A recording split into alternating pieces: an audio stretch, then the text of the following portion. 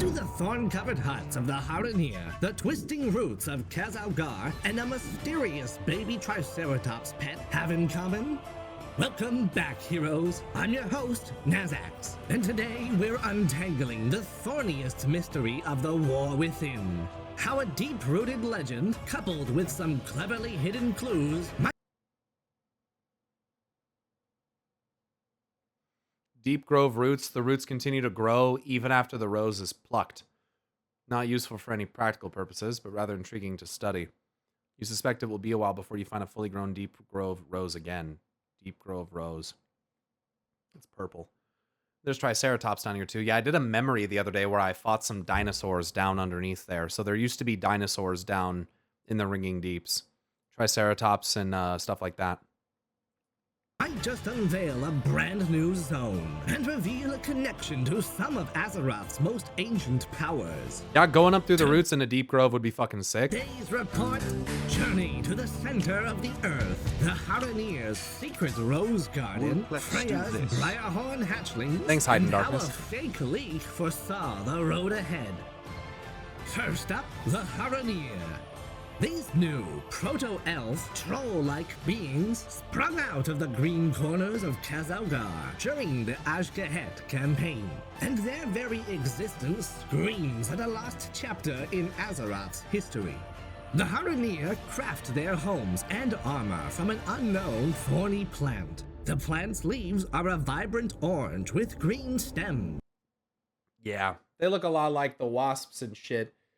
They also look... They look like bug parts, honestly, is what it looks like. And it looks like some of the botany stuff, or like, what were they going to be called? The Farah stuff from Warlords that got cut. It almost reminds me of like Nerubian horns, too, but just like more nature themed. The green and red gives big vibes. Almost looks like membrane, almost like wings kind of stuff, you know?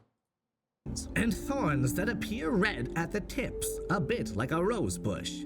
So far, this type of plant has not been seen in Xaxxas, and is rather reminiscent of Draenor's Everbloom and the blood petal lashes of Ungrow Crater. Yep. But it's not just their thorny jungle aesthetic that connects the Haranir to this bigger picture. Deep within Xaxxas, the winding roots of Illuna here have started to creep into view. Legend states that long ago, Titan Keeper Freya was sent to these roots to protect them, much as she did with places like Ungrow Crater and Sholazar Basin when seeding the newly ordered Azeroth with life. It was at these locations that Freya coaxed the wild gods to re-emerge upon Azeroth and roam the world. The legend also details how, as the world entered a new age, mysterious guardians arrived and dedicated their lives to protecting the thriving roots. This is definitely the Haranir. From what we've seen so far, the roots of this destroyed world tree spiral and tangle in beautiful swirls, like those of a Mirdrasil seen in the Emerald Dream. But there's another iconic plant whose resemblance I'd remind you of. The sprawling root-like briarthorn of the Barrens. The Barrens, Duratan in that area used to be a sprawling, lush jungle as well. In fact, in the Orc Heritage questline, you do some stuff where you help, I think it's during that, where you help restore some of the life to the area. And Neralex, a Night Elf Druid, has actually also ripped open basically a rift between the dream and reality where life grows unfettered there. Also, in the Maghar Orc campaign storyline, you see botany members escape into the Barrens, into Duratar, after you fucking come back with the Maghar. All of these things considered together, it's like, not necessarily a good look. These massive briarthorns in Kalimdor are said to have sprouted from the blood of Agamagam, the mighty boar wild god, revered by the Quillboar and their thorn speakers. The Gamagod is said to be one of the oldest wild gods in Azeroth, and it's one of the oldest that you can actually see in the game and interact with. To the natural world is one of the earliest. As the roots themselves. With the similarity between Briarthorn and the roots in Xaxxas paired with the Haranir's unseen thorny domain, we're starting to get a clearer picture of what lies ahead in the War Within. And that brings us to the Isle of Dorn. This isle was likely named in tandem with the Watcher Dornick, who once held charge over it. But if we dig into the meta-inspiration for the name, there could be more at play. In ancient Germanic languages, Dorn commonly translates to thorn in modern English, making this literally the Isle of Thorns. But hold on, we've seen another potentially prickly detail. In the book Art of the War Within, we see concept art of an earthen clad in a boar pelt. Strange, right? Oh, wow. Because there are no living... Gotta know about that. Little details in art books, man. It's got blue eyes, too. That's nice. Thank you very much, Gule Bulen, if I said that right. Thank you. Clad in a boar pelt. Strange, right? Because there are no living boars seen in Khazalgar. What if these boars could be hiding in a yet-to-be-discovered zone? A place where the Haranir's thorny heritage intertwines with the legacy of Agamagan himself? Perhaps. And what if I He is one of the Radiant Echoes, yeah, as you just showed, I think, right? Quill Boars and Briarthorn featured in Radiant Echoes pre-expansion patch event.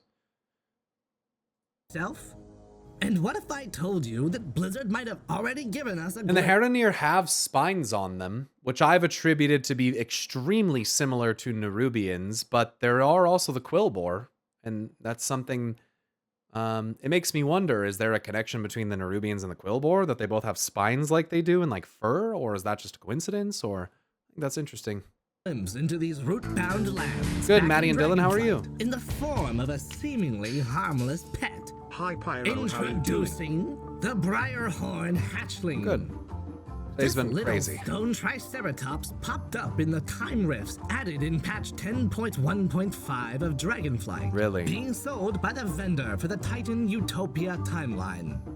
While he might look like a cute, irrelevant creature at first, there's more to him than meets the eye. What's his description say? You see, this green-leafed version was but one coloration of 4 variations created for the game, with the other 3 being entirely unused.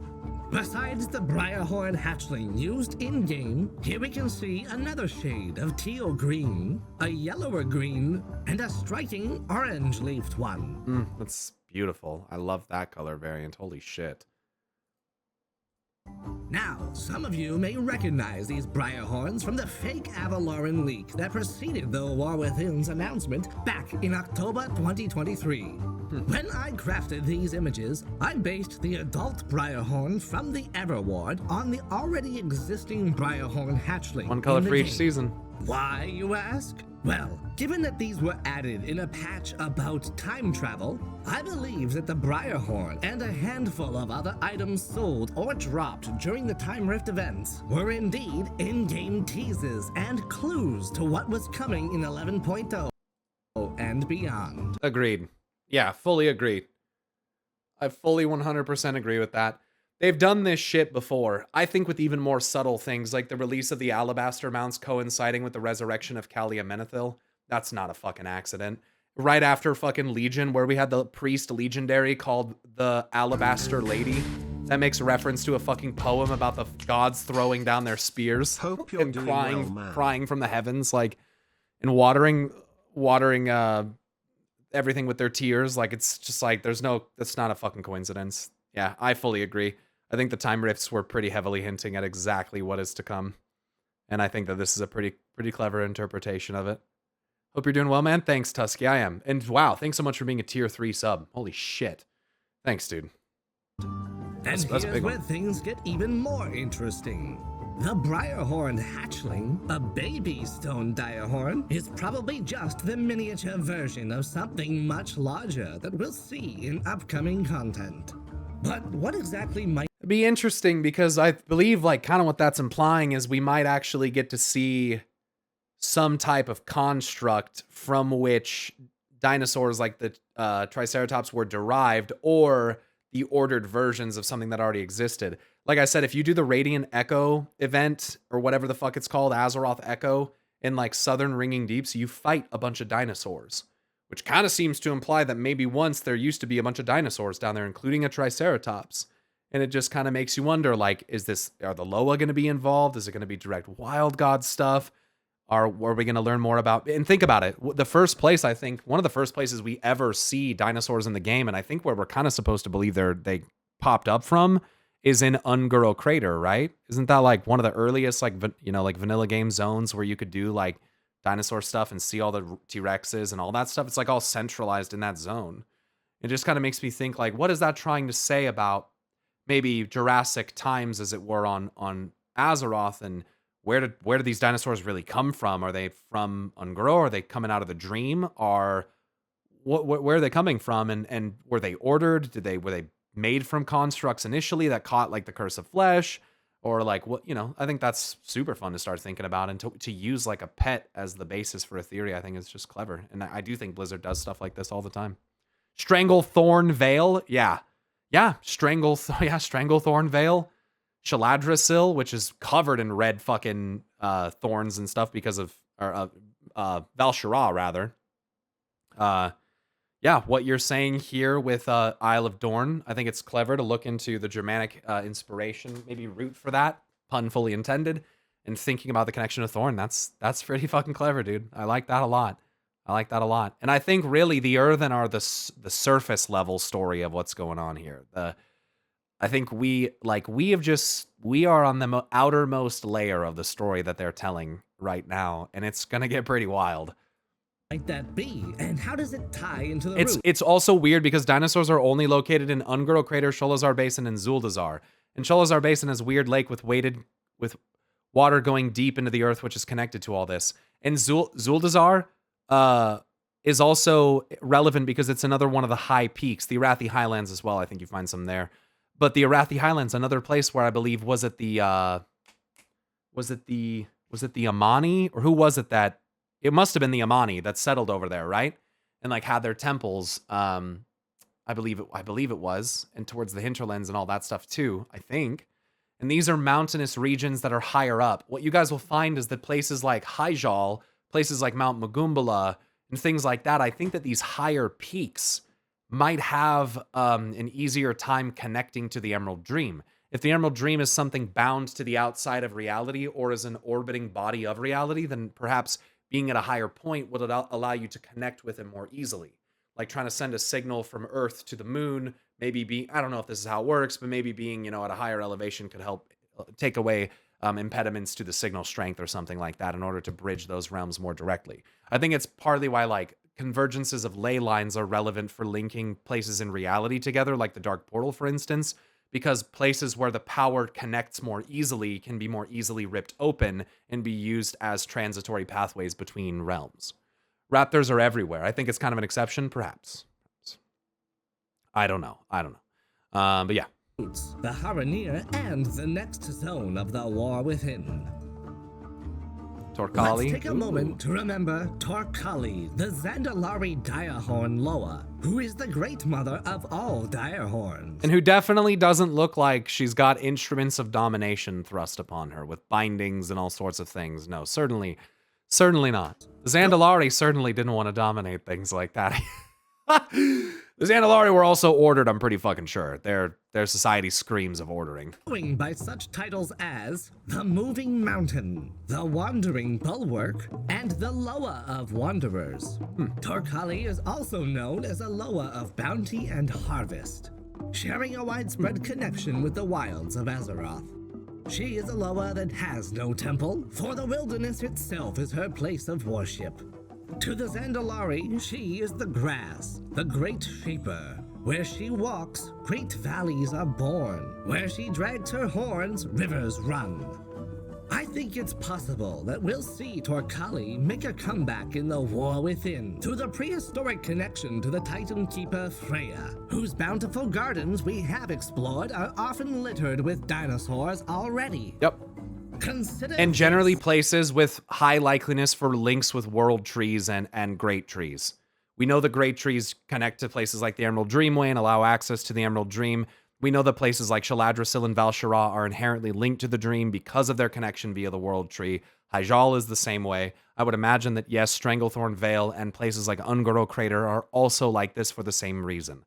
That's why when Malfurion in the Emerald Nightmare raid says that Il'gynoth is inside of a now decrepit world tree, he's the heart of corruption. It's really what gave me the basis to say that I believe Illuna here was placed in Ungoro Crater. And also the fact that it's referred to as a crater in the text, and because it's one of the most close in proximity to the events of the Isle of Dorn, and those kinds of things as well too. So there's a pretty substantial amount of evidence to say that like Il'gynoth is kind of the nightmarish or unseeming representation of the world tree that was once there and was destroyed and or ripped out.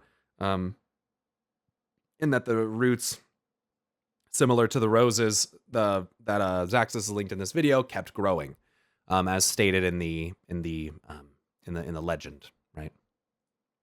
Freya once crafted a legendary staff named... Are these thorns coming from any world tree?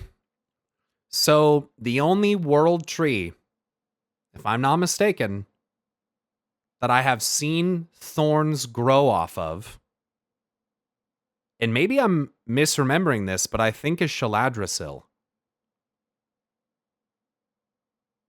I think. Reginald Newark, thank you very much for gifting 5 subs, brother. Appreciate that. Thank you. Oh, thanks for the gifted subs as well. Earlier, Frostwolf TV for the 5.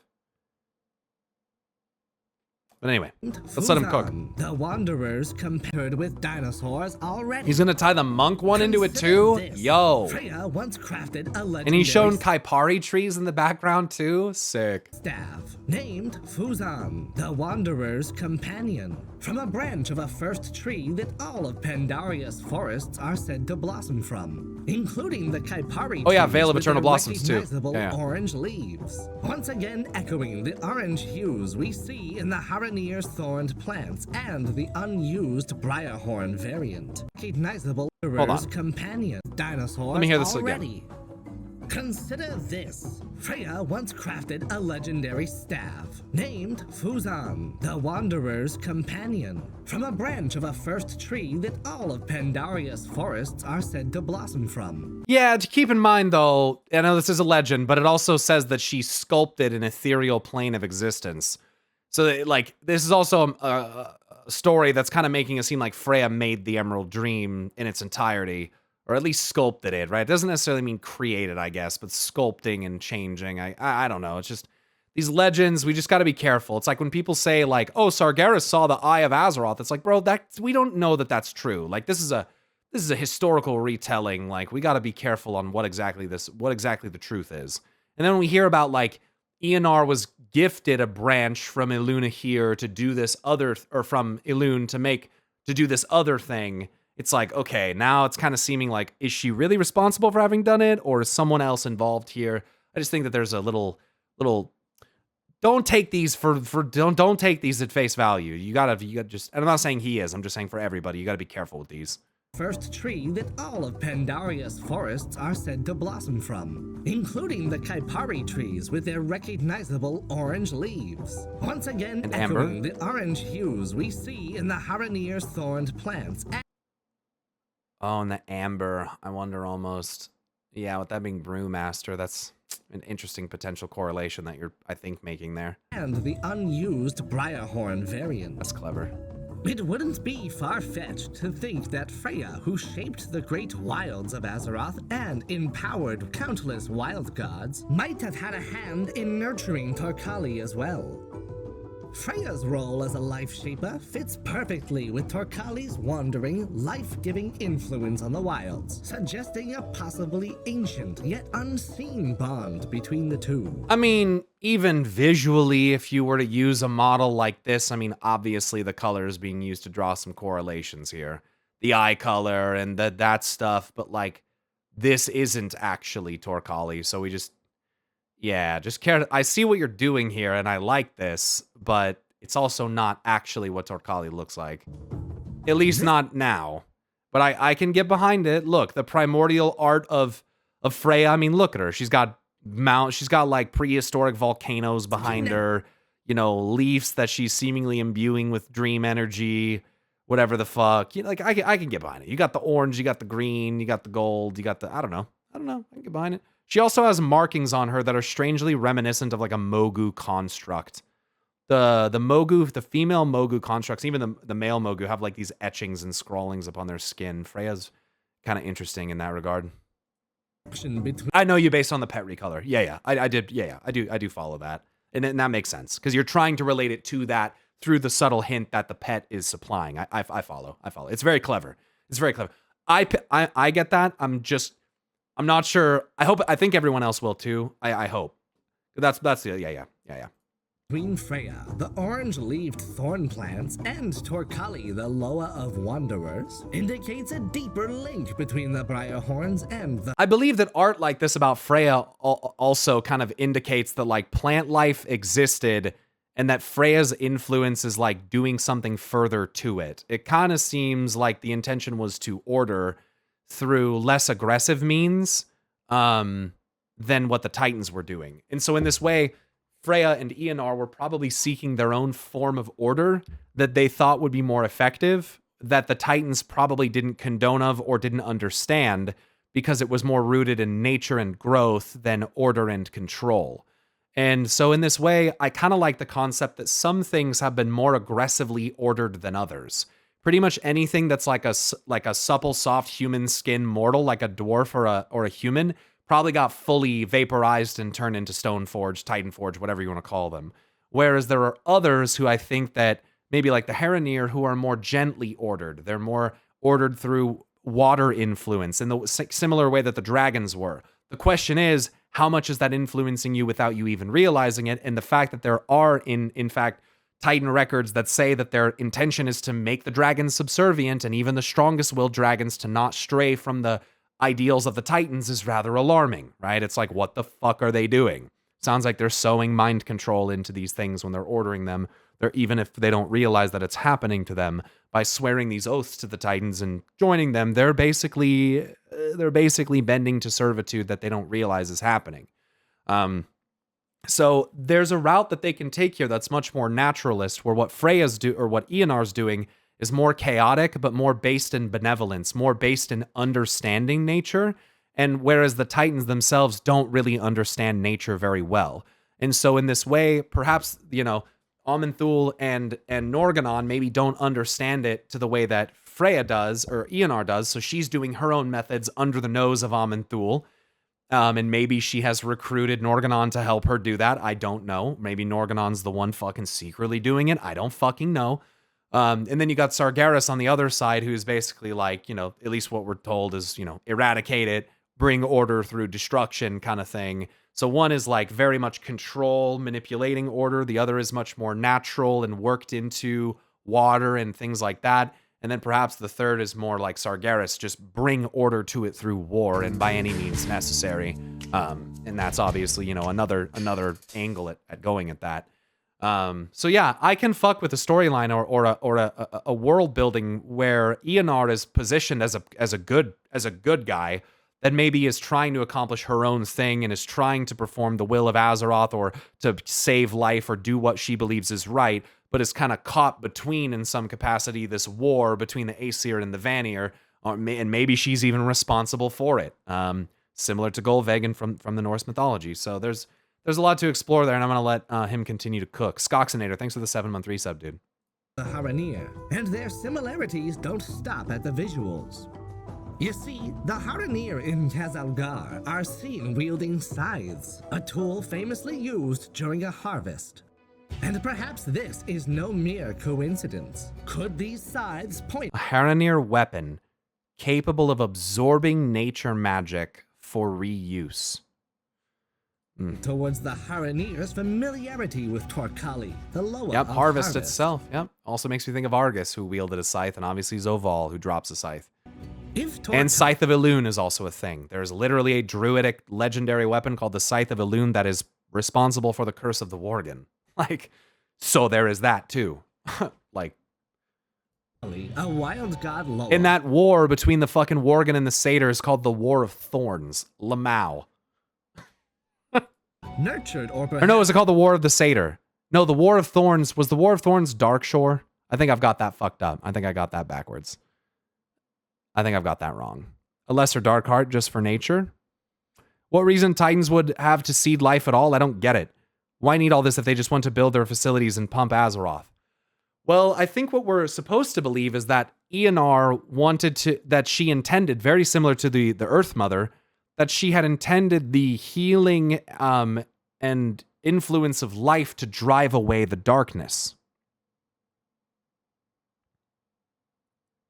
Eonar's staff is a shepherd's crook, shaped like a fucking crescent moon, made out of white, what looks to be alabaster with red veins shot through it.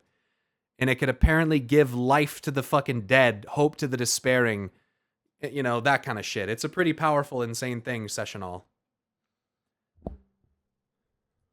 Even shaped by Freya, the Titan Keeper of Life, had a hand in the deeps of Khazalgar. It's possible that the nature-serving Haranir could be the inheritors of this primal Direhorn Guardian's duty.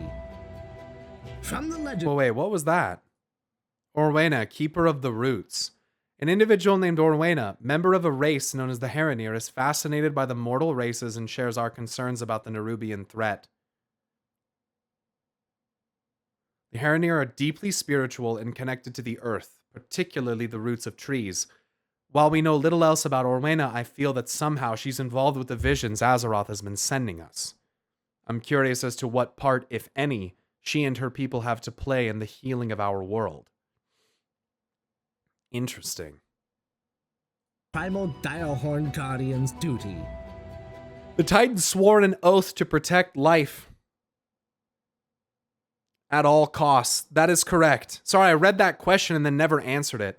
It's in Chronicle Volume 1, Albewar. The Titans, and it doesn't only say that the Titans swore an oath to protect life whenever possible. When they go to confront Sargeras for forming the Burning Legion, Eonar herself reminded Sargeras of the oath that he had sworn to protect life and that nothing could be so dire as to warrant systemic extinction. That's what they said. Fucking word for word. So, it's that the Titans allegedly swore an oath to protect life. So that's why they do it. I think, however, that using stasis to protect life and hold things in an unchanging state is unnatural. The very nature of life is change. And so to try to influence life with order and control itself, I think is antithetical to the natural way of things. And in doing this, they might create abominations born out of magical mixtures that they don't understand, or that they just can't work around because the entire concept is we must put order, we must do order, whatever that might be. We don't know what made them make that oath, correct, or who made them to swear, correct, but it is pretty implied that it's Eonar. Don't you find it weird that they have an oath to protect life and Aman'Thul still ripped out that tree? Don't you think it's weird that they had an oath to protect life and Sargeras started the Burning Legion to eradicate all life? Yeah, I mean, of course I think it's fucking weird. Don't you think it's weird that the Titans use re-origination? Like, what? Does that count because they're just resetting it? Or, like, are we kind of misunderstanding that they are mass eradicating, genociding mortal beings and then turning them into Titanforged? Because I'm pretty sure that's what happened. From the legend of Eluna here, we can guess that the mysterious beings who arrived... I think that there's probably loopholes to bindings, to oaths. That's the only way you can get around this, is to cleverly have loopholes, ways to kind of cheat. Oh, I didn't do it. The Burning Legion did it. We didn't do it. The Titanforge did it. Argus did it. Well, Sargeras did it. It wasn't us burning worlds. It was us making Sargeras burn worlds. It's different. You know what I'm saying? The Oathbreaker? Huh. Yeah. Be the inheritors of this primal Direhorn Guardian's duty. From the legend of Eluna here, we can guess that the mysterious beings who arrived to protect the roots when the world entered a new age could very well be the Haranir. The Dark Troll ancestors of these Haranir could have developed alongside Torkali, the Wandering Bulwark, as she warded over Eluna here's roots. Very possibly, and also, I think there's some transmog sets in the game. From Warlords of Draenor, even. I think that's what they're from. Like a druid set. That is like a green and red. Maybe I'm making this up. I think maybe I've got my sets. Where's that green? Is it a PvP set? What is it? There's some kind of set. that they have where they're like mostly green with these like red tipped thorns all over their armor. Living wood. Yeah, you see that color scheme? Kind of gives me the same vibes. And it's bugs and stuff. I don't know if I'm going to be able to find all the pieces for it. I'm sure I could probably pull the setup now that I know. And it comes from other stuff too. Obviously, there's tier set tokens. Siege, Seam 15, Blackrock Foundry. Yeah, there you go. This kind of reminds me of that same stuff too. With the horns and like the jagged edges and the thorns and the red tip. And it's called Living Wood. See those? That looks kind of the same, you know? That's kind of like what you're showing on their stuff.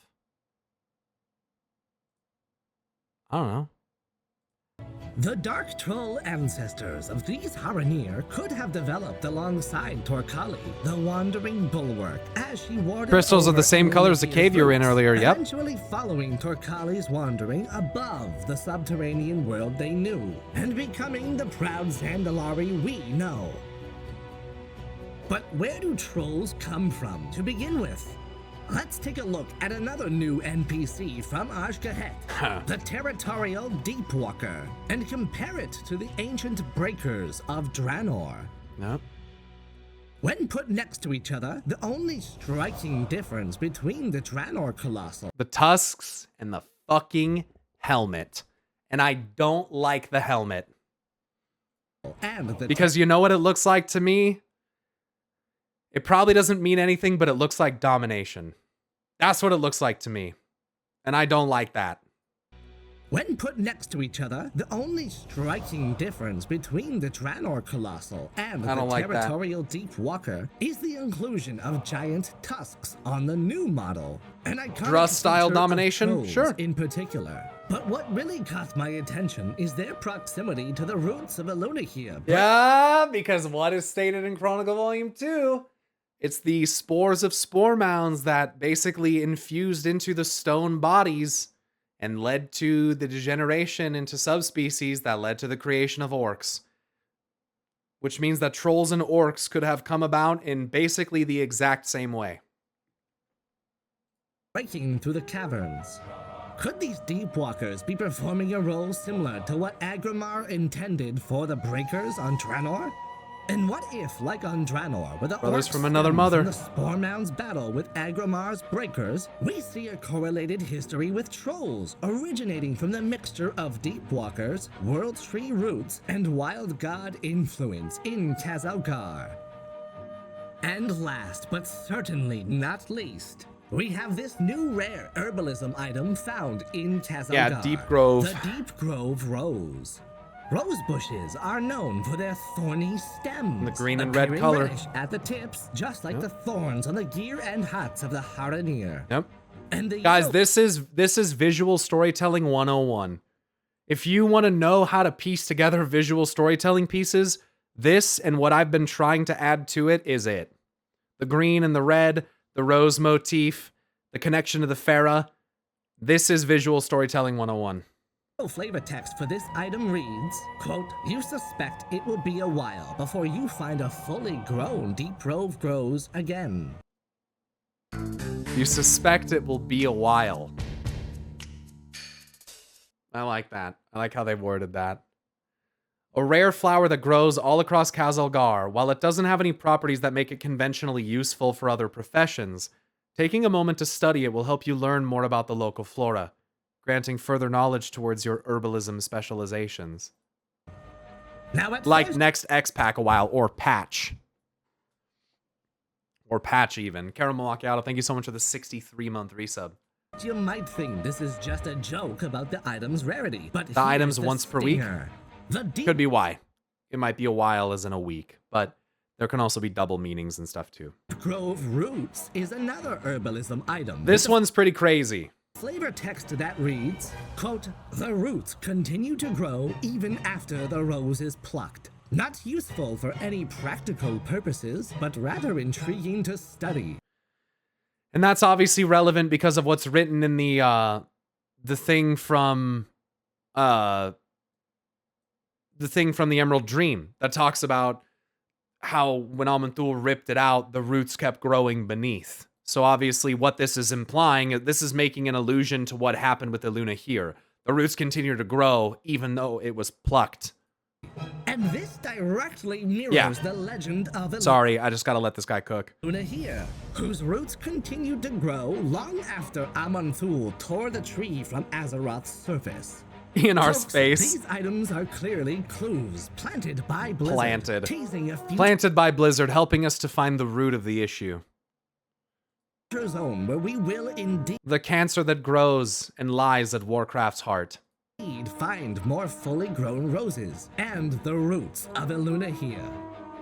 So, we've established how briar is a form of thorn plant, including roses. And when we pair this naming scheme with the matching visuals of the orange briar horn hatchling, the Haranir's thorny mystery plants, and the deep grove rose, we can speculate that we will indeed venture into a new zone during the War Within that is occupied by these primal stone guardians, and the mystical Haranir beside them. I sure hope so, man, because I'd love to see a zone called Deep Grove. Eonar knew but kept it secret. Yes, that trees could grow still. Yes, that the roots would live on. And she said that in doing this, she was happy that the legacy of Elune would live on. Right? That's what this was for. Right? That's the whole point. At least that's what they say. But once again, the whole Elune and Eonar thing getting kind of mixed together. Did Elune really grant her this gift? Or is it more of a retelling of Eonar doing something for her former identity, so to speak? The legacy that is Elune will exist even if, this thing was torn out. What really is that legacy? It's very weird because we're told that Elune was obviously connected to life, while the Winter Queen's more connected to death, and that they're sisters in this way. But then Elune gives Tyrande what appears to be void powers, cosmic void powers. And then, again, there's just so much bleeding together of Eonar and Elune's identity. It just begs the question, are they the same person? Is Eonar ordered Elune? Is Elune a removed part of Eonar? Are they completely separate and just sisters? And if they're sisters, what does that mean? Are they actually sisters? Or are they beings that split from a core being that are now, they consider each other siblings because they're made by one creator and they don't really, what I mean? Like, what does that mean? So there's lots of intrigue there, lots of things to question. But I'm gonna let him continue here. Imagine this. All this just makes it sound like Elune is above her, and that is not an uncommon interpretation. I'll put it that way, because some would say that if Eonar is the patron of life and the vassal of life, so to speak, that she is the one who is serving Elune. The question is she actually serving Elune? And if she is that a good thing? Or has something happened to Elune that is bad, or is the nature of Elune misunderstood? Because what Elune has often represented to me is not only balance, but truth. Balance, but truth. And I think that Xal'atath aligns extremely well with that. And then the moon motifs that they've been putting all over stuff with Xal'atath, I don't think is an accident. Even the fall of Ansurek is looked at through the fucking crescent moon shape of her head at Xal'atath. It's pretty remarkable how much they're framing it at this point. But they're most certainly connected, and it just makes you wonder, like, how are they all connected? Who is who, and who betrayed who? Because it sounds like some bad shit went down, and we're kind of seeing all the aftermath and fallout of that. So, new lush underground zone with the bramble and tangle of Iluna here's roots. Maybe it's called the Deep Grove or the Briar Ward. Both good names. This new addition to the subterranean world that we've been exploring could capitalize on the rich inspirations that Blizzard drew from decades ago. Oh, if we basically get Farallon underground here, I'm gonna it'll be... Ungoro Crater, Journey to the Center of the Earth, and the Land of the Lost. Yeah. These iconic pictures... We're gonna go deeper. If people think that Azj-Kahet is where the buck stops in terms of this, we're gonna go deeper. We're gonna find some other shit for sure. Yeah, there will obviously be... Well, there will be more zones. Century feature expeditions of explorers finding themselves in altogether... Tell me that ain't Uldaman. Lands, both craterous and cavernous, filled with a Oh man, some of the illustrations on the wall too. Holy fuck. Yeah. prehistoric beasts, critters, Cave pillars and all that. and peoples. WoW is so inspired by In pop culture and media, dude. 1959's Journey to the Center of the Earth, the characters Yeah? even find a subterranean ocean, like the one in Hallowfall. Prehistoric dimetrodons like the ones in Azeroth. An Ungoro crater. Jungle landscapes and crystalline passageways. Uh-huh. To top it off, we already know that Ungoro and Sholazar Basin have directly referenced the Land of the Lost series with names of characters and quest objectives. This Wow. new zone could be a place reminiscent of the ancient crystal caves of Ungoro Crater. Oh, dude, they've been such a mystery for speculators for so long, dude. Oh, those crystals and those pylons have been speculated about for years, dude. I love it. I love that we're like coming back around to Ungoro Crater and having more unveiled about this, dude. It's so good. The creeping nightmares of wailing caverns. Imagine weaving your way through colossal thorn jungles where towering briar horns graze, and the Haranir guard their sacred rose gardens. Beneath the tangled canopy, glowing fungal groves and crystal-lit caves might lead straight to the heart of Elunahia's roots. A hidden world shaped by Freya's hand, warded over by Tarkali's earthen progeny, and tended to by the caring hands of the Haranir. Something kept maybe even more secret and separate from the Emerald Dream. And perhaps that's what this was. This was an attempt to, before the ordering of the Emerald Dream, extend the expression of it into Azeroth in such a capacity that it could be hidden and kind of, stowed away, if you will. Maybe this was an intentional plot by Eonar to basically like outplay the ordering of the dream. Maybe she did this to basically create this little secret realm with mortals who look over the roots and all this stuff to basically like to keep the dream alive, I guess, as it were, because what happened to it being put into stasis and stuff doesn't seem right.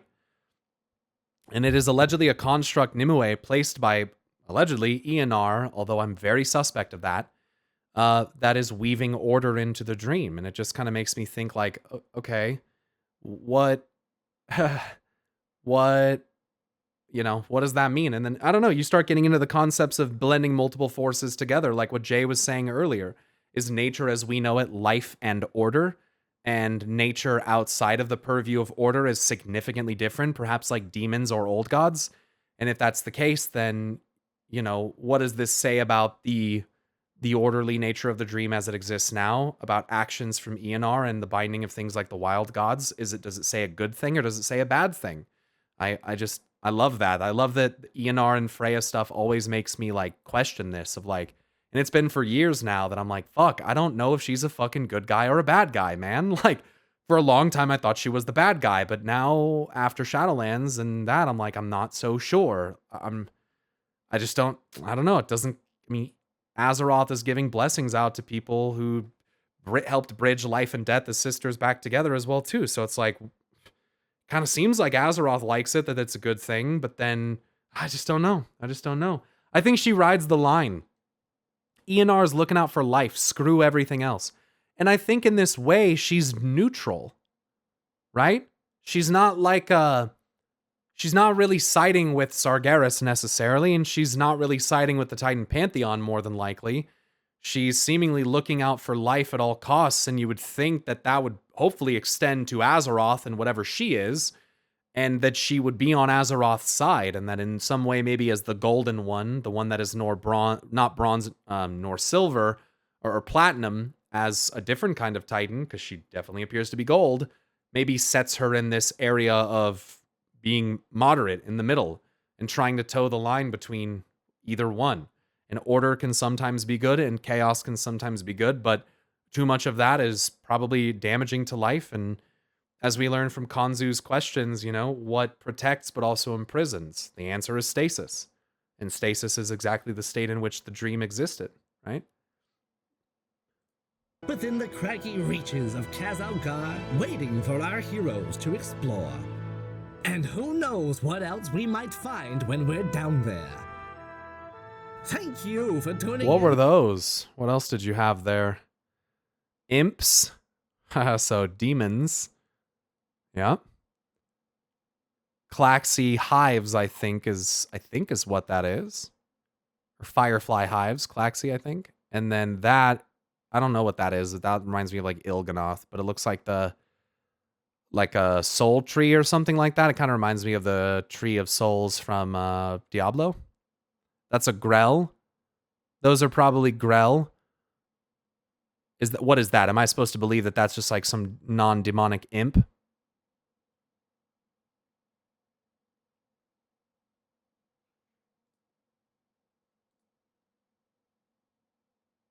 Is that just an imp before it got affected by Fel?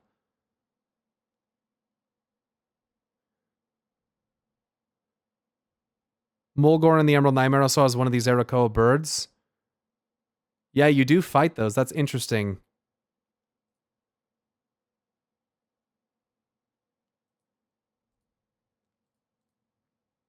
Down there. Thank you for tuning in to another episode of Knowledge Wars. Great video. Where the truth isn't just out there, it's buried under layers of fake BlizzCon leaks and Titan machinery.